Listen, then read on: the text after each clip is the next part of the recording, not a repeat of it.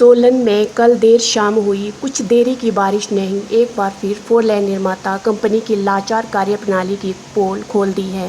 Four lane की नालायकी की वजह से सलोगड़ा के कथोग में श्यामलाल, नेकराम व अन्य लोगों के घरों में पानी घुस आया है।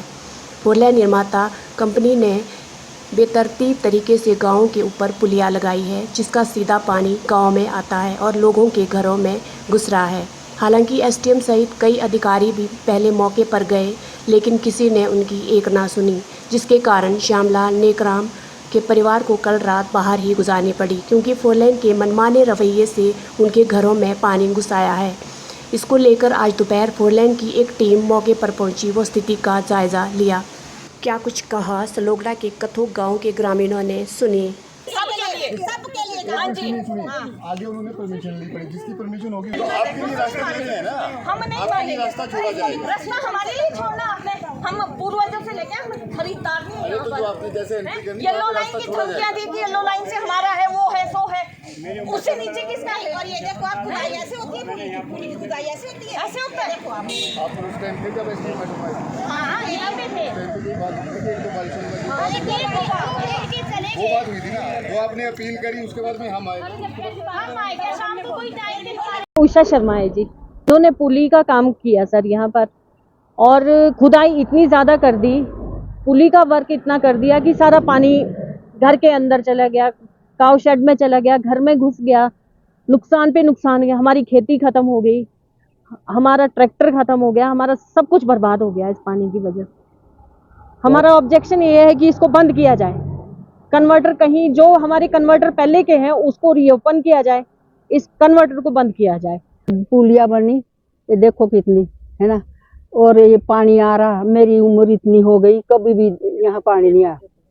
75 साल की है, कभी भी इधर इतना पानी नहीं आया। तो पहले क्या यहाँ पे पुलिया थी? नहीं, मेरे सामने तो कभी पुलिया थी नहीं यहाँ पे, ना कभी पानी आया। क्या चाहते हैं आप? मैं ऐसे चाहती कि इसको बंद की जाए। तो ये इस हमारे इस पुलिया से बड़ा ये हुआ नुकसान हुआ। ये पुली हमारे को चाहिए नहीं जी, यहाँ पर ये पुली हमारे को नहीं चाहिए, और इनको बोला जाए कि इसको पुली को बंद किया जाए।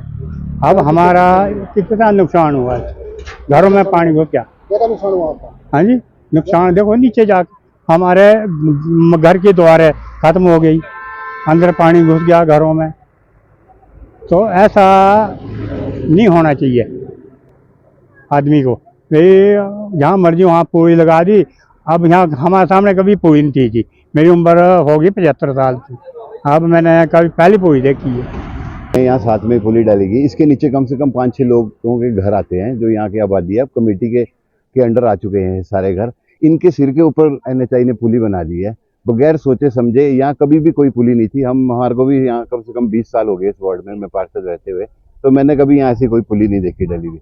इस बार नया इन्होंने मामला, एक पुली यहाँ पर थी, एक पुली वहाँ पर है, वो दोनों तो सुचारू थी। अब मेरे को लग रहा है वो दोनों पुलियाँ बंद कर दी गई है और ये नया पुली यहाँ निकाल दिया गया है।